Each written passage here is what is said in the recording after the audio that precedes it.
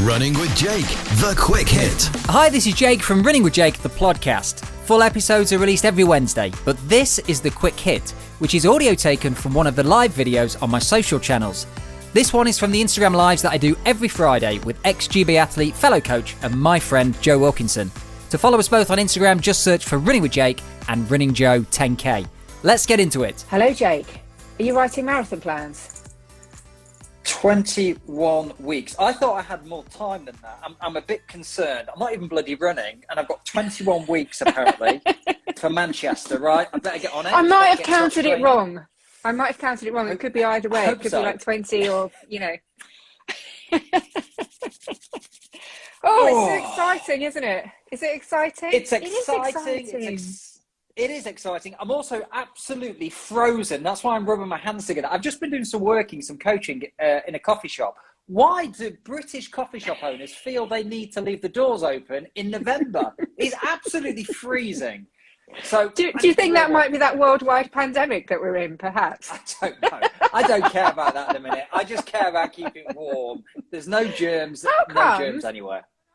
Coaching, it's in the middle of a rainy park, and when you're coaching, you're in a coffee shop. One of us is doing this wrong. It wasn't toasty. But I was talking marathon plans already for people. I was starting to put some things in place. Very important, isn't it, Joanne, to get those plans in place? Yes, it is, Jacob. Where should we start? That's, do you know, funny enough, I wrote a list of questions to ask you, and the very first one says, where do you start? Well, so over to you. Cool. So start with the end in mind. I think is very important. I think it's important not to get too carried away in the detail at this stage. We know that things are going to change, and you might have come off the back of a marathon recently, you know, London for yourself, Joe, Manchester for me. And already it's like, oh gosh, are we, only 21 weeks away? Maybe we need to start thinking about how we train and what things we need to put in place. If it's not your first marathon, there will be things that you learn, no doubt, from previous marathons that you've done, whether that was recently or not. So we know that if you want to improve, it's not just a case of, right, repeat that training cycle again, do everything that you did for your previous marathon again. There may be some tweaks that you need to make. Of course, we know that if you follow training cycle after training cycle, you get that cumulative effect. So you kind of layer on your fitness, but you also need to make some tweaks as well. So what did you learn from your previous marathon? Were there things that you needed to work on? Was it a bit more marathon race pace? I know that was the case for me. Was it consistency? Maybe you weren't as consistent as you were previously. So how do you address, meaning maybe you weren't as consistent as you hoped to be with your training. Things got in the way. So what can you do to kind of plan for that? The whole proactive rather than be reactive. And I say, at the moment, it's about a broad overview, isn't it? It's not about the detail, but you can start to think now about, well, are there some races that I want to do as part of the training for the main marathon that I've got coming up? The classic 20-mile, 3 or 4, 5 weeks before your marathon. Do you want to look for a race around that's convenient for you? Are there some half marathons you want to drop in? I think it's important to get those into play. And I also think it's important to think about frequency. We spoke about this before, Joe, on these lives.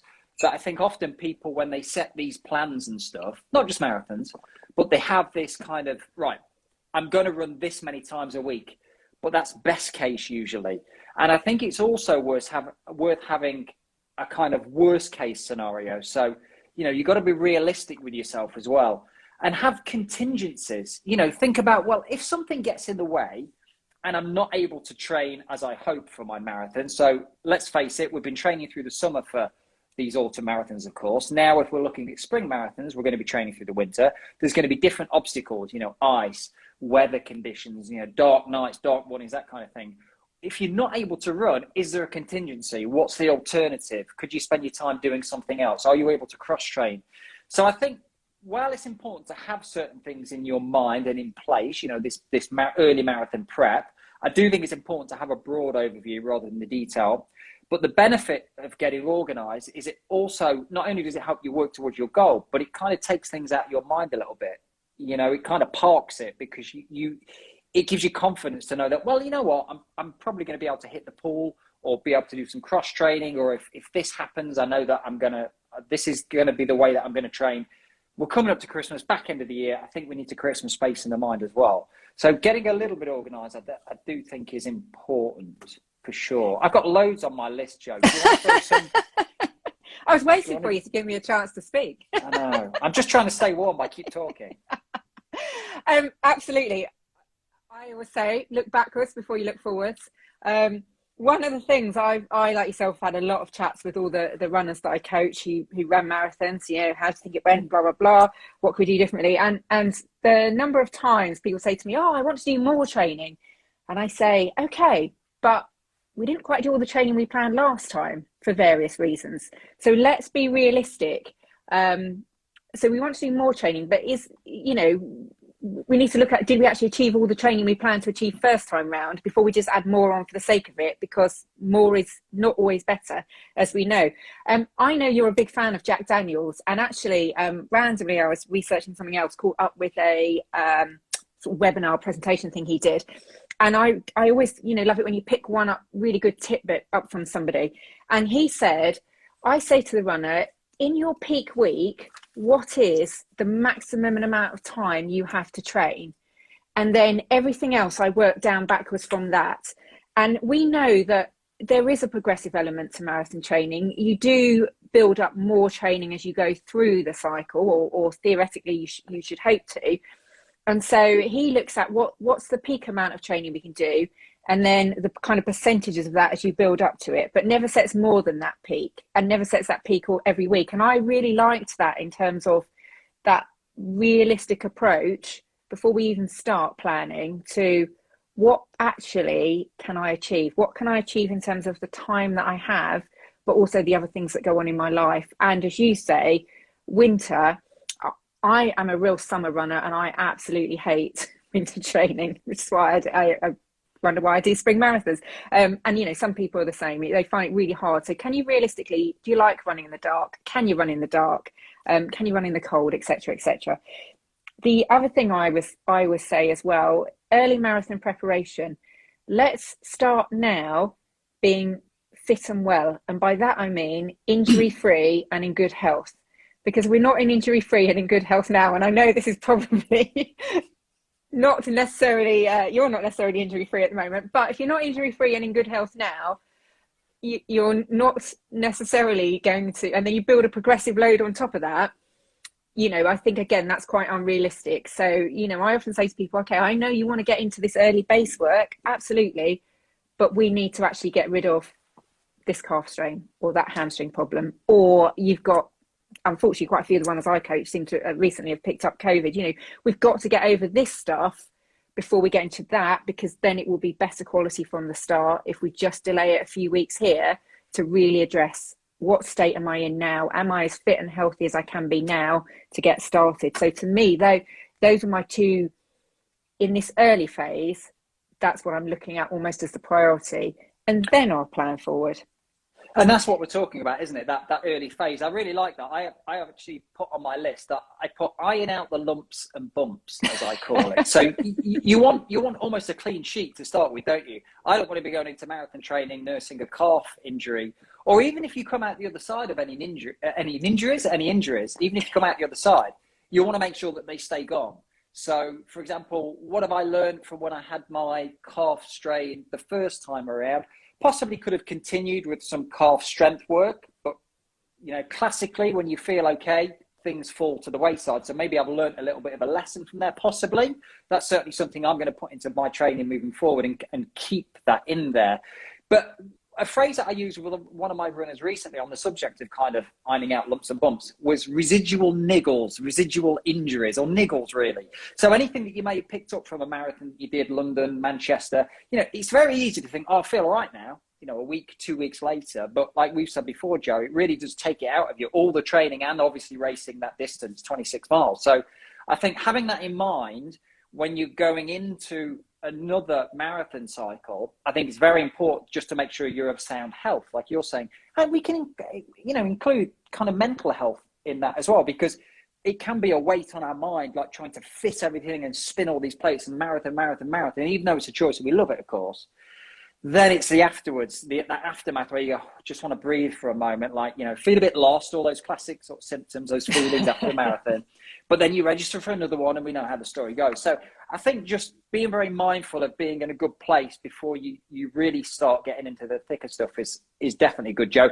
And I think as well, getting out of your head the whole classic 16 weeks to train for a marathon. Now, that might suit a lot of people, of course, that's cool. But I think it's really easy just to say, it's got to be 16 weeks. And I think the other problem with that is, because it might be less for some people, by the way, especially if you're coming off the back of a real quality marathon cycle, depending on many factors, age and ability, and how much you train, and what else you've got going off, and what your other goals are.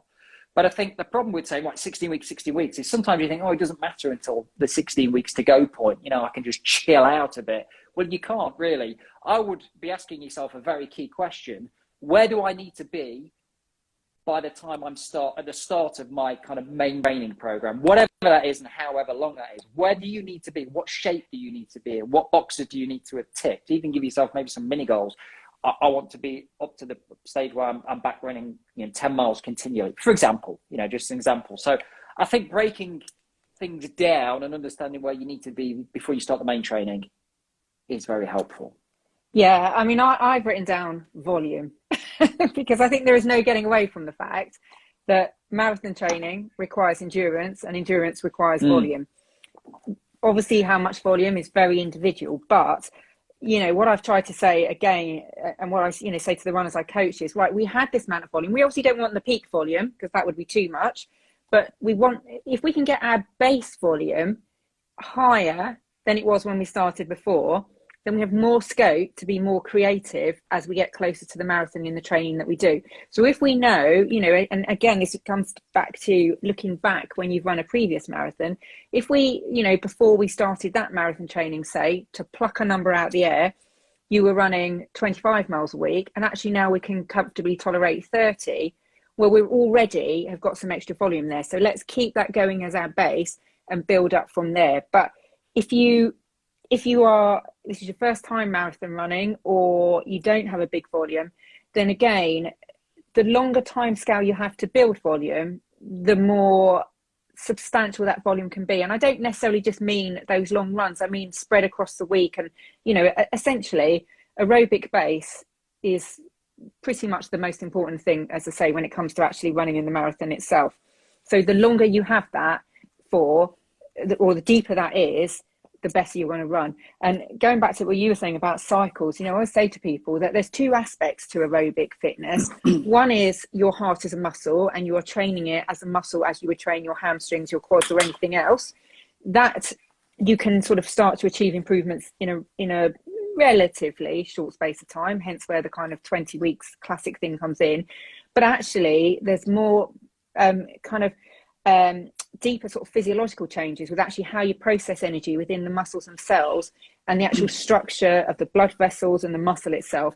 Now that takes a year onwards to really develop. So again, that's that whole thing about the improvement you've got over time from the previous running that you've done and building upon that, because you have these much more substantial physiological changes. So, you should hopefully be starting in a different place from where you were last year, because you've got that year of consistent volume and consistent running behind you. So that's my kind of thing. Keep your volume. So I say to my runners, the temptation is to just ditch all your long runs, and you can do that. But if we really are looking ahead, let's try, and we could comfortably do 10, 12 half marathon as a long run. Why don't we start with that? Because then we've already got that as a good base. So again, it's that kind of carrying forward where we are. Not to say that nobody, everybody had a really good rest and we're only just getting back into it now. But again, you still have that residual fitness. So you're still not starting from ground zero, even if you had 2 or 3 weeks off, as some of the runners I coach did. Actually, as long as we're mindful when we do the conditioning, we can go in with slightly higher volume than we did before. And I think that kind of carries you forwards. It's also mentally as well, isn't it, Joe? Building on what or capitalizing on the fitness that you've built and the distance and duration, importantly, of those long runs.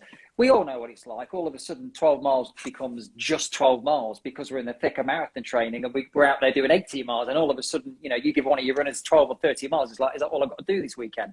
Well, let's capitalize on that by keeping a healthy reasonable distance or duration as a long run. Not necessarily every week, not necessarily right now, as you're saying, Joe, hot off the back of other marathons, if that's what it is for you. But definitely, I would keep that in mind, because if you let that drop off, you've also not only got to build the physical ability, but you've also got to build that kind of, I suppose, mental capacity to tolerate those long runs. And sometimes, some people love the long runs and some people don't. Some people can fear them. So I would definitely just keep a sweet spot of, 90 minutes each week or whatever it might be for you, where, it's not, the jump's not going to be so big then when you get to that 16 weeks to go point or whatever distance. And when you talk about the aerobic stuff, I find that really interesting at the moment for me, because even as a coach, I still remind myself, as I know you do, Joe, of all kind of the basics and principles and stuff like that, because that's important, because you can get carried away with things easily. And I'm not running at the moment, giving the calf a little bit more time, hope to be returning soon. But I'm focusing on building an aerobic base. Now, it's not sexy. That's the problem very often with the kind of just easy running. They're not sexy sessions. Go and run for an hour easy. Go and do 2 hour easy. It's not sexy, but it's necessary, and especially if we're training towards a marathon, And Steve Vernon will talk about being an aerobic monster, which I love. He's a coach. Being an aerobic monster, and you're only going to get that by spending lots of time in your aerobic zone, by doing the easy stuff. So although I'm not running at the moment, I spent an hour and 45 minutes in the pool yesterday. Would I have done that if I wasn't working towards like the Manchester next year? No, but I'm doing what's required, not necessarily what I want to do. So that's something else that I'd throw into the mix there as well, Joe. Let me just interrupt you there, because I did see something, and it's what I used to say as well. I'm very good at boring stuff. My whole success is due to the fact that I'm very good at boring things. And yeah, absolutely. So like you say, an hour and 45 aqua jogging in a pool, really quite mind-numbingly boring, but I used to think this is what builds those foundations. And I saw someone on Twitter, and I should name check them, but I can't for the life remember who it was. And again, it was the same thing. Do the boring stuff first, because it will actually lead on to the much more interesting stuff later. I do the same in work as well, but of course my work's not boring. Our work isn't boring. But that is very, very true, Joe. And I think it's definitely worth mentioning, and highlighting and almost enforcing, if you like, encouraging, because it's not always so interesting. And if you really think about what is the goal, and if that goal, and this is probably another topic for another video, but if that goal really means something to you, it's really meaningful, and you know your why, and it drives you and it fires you up and inspires you, then you're more likely to commit to doing the boring stuff, because you know why. You've got to really think about, well, this is the goal. I've got this end in mind. Because if I was just swimming yesterday to feel good and, have a beer on a Saturday night and feel better about that, or eat food, or, whatever it might be, a bit of exercise to feel good, I wouldn't have swum for an hour and 45 minutes. I wouldn't have done that. I might have done 40 or 50 minutes maybe. So really knowing why you're doing it will definitely help. And as you say, sometimes it's just, it might just be boring, and that's just, the way it is. It's so going from boring is to completely different. What's your response if you want to say, it's okay, I'm doing Manchester, for example. We keep talking about Manchester. We're not on commission, I promise you. There are other marathons available in the spring. I wish I was. But I want to get a 5K PB before Christmas. What do you reckon? Well, it depends on what their 5K PB currently is. For some people, it's literally a case of just keep doing what they're doing. For some people, it's very easy if they're relatively new to running as well. A few years under their belt. That it's quite common where they're getting PBs, 5K, 10K, half marathon quite frequently. Are they at the marginal gain stage? In which case, we need to kind of perhaps have that little bit of a chat, because obviously, if marginal gains is where they are, more has to be tightened up within their training. Things have to be a little bit more specifically. So it's really a case of, I would say, depending on who it was, is that going to impact their goal in the marathon? It depends whether they've been consistent with their training or they haven't been consistent with their training. How important is it? I've got people that are signing up for wanting to do ultra marathons as well. Great, no problem.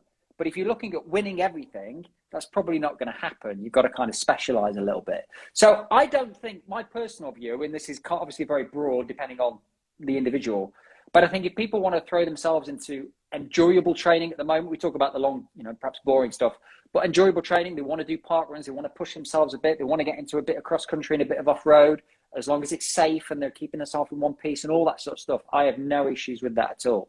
So it's a little bit about managing expectations as well. Yeah, no, I agree with you. I mean, I think actually, again, I say to people, it's almost that marathon running in some ways is almost kind of like every other race training turned on its head. So, you know, that theory that you move from general training and fitness to much more specific things. So if you were following that through, actually, you could say, well, 5K it's not a million miles away from a marathon in terms of physiology, but it's definitely a lot of the training for 5K is less specific to marathon. So therefore, in some ways, as you say, actually, my attitude is we may not get a PB because we've only got a certain amount of time before we need to go into, you know, we still need to build a bit of a base and volume. But actually, yeah, let's mentally do something different. Let's do something that's fun and interesting and not slogging out lots of miles and miles necessarily in this brief little window that we have before we really start thinking about training. So again, for me, you know, like you say, you have to kind of caveat it with the person and where they come. But for quite a few people, I find once you've got the fatigue of the marathon out the way, and as long as you haven't picked up an injury or an illness, actually you've probably got quite a good well of, you know, fitness that you might well be able to tackle a 5K or a 10K PB. That it is quite hard to run a 5K PB in those last 7 or 8 weeks before a marathon because you tend to be just so knackered from the volume of training. So probably now is a better time than later on in the year. But it's about mixing it up in this early stage, isn't it? Which essentially is what you're saying, you know, just mix it up, have a bit of fun, do something a bit different, but with half an eye on what's the goal we're working towards. Absolutely. And I think as well, Joe, I don't know if you've heard this from a few of your runners. I've certainly heard it, you know, and previously, and I've felt this and stuff. You can feel a bit sluggish, a bit slow. A lot of people feel like, oh, I've lost my speed because they've been training for 26 miles. You know, that's the difference, isn't it? Running a fast 26 miles is different from running a fast 5K, although there are obviously similarities, as was said, still endurance and whatnot. But I think now it's an opportunity to have fun, but also just take the brakes off. Just go for it.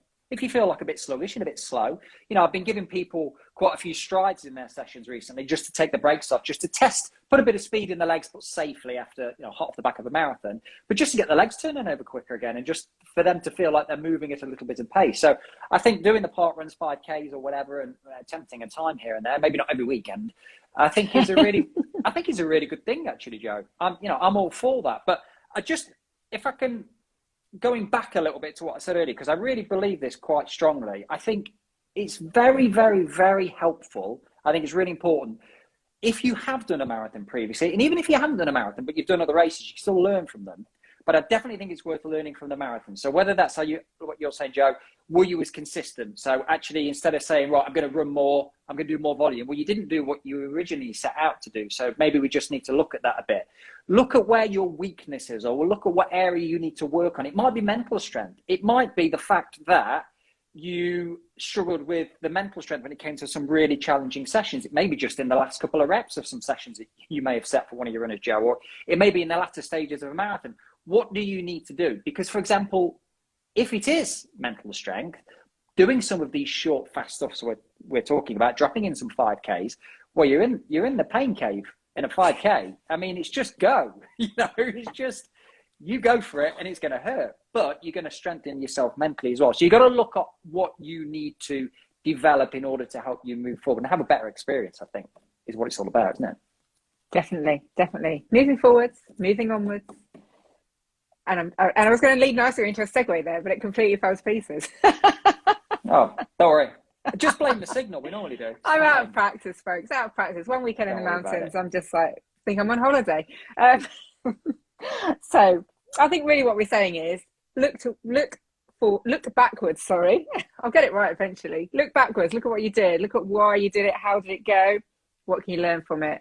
Have an eye at the long goal, but also have a bit of fun now, and then we can start kind of planning forward. And I'm pretty sure we're going to be talking a lot more specifically about marathon training as the next few weeks go on. Of course.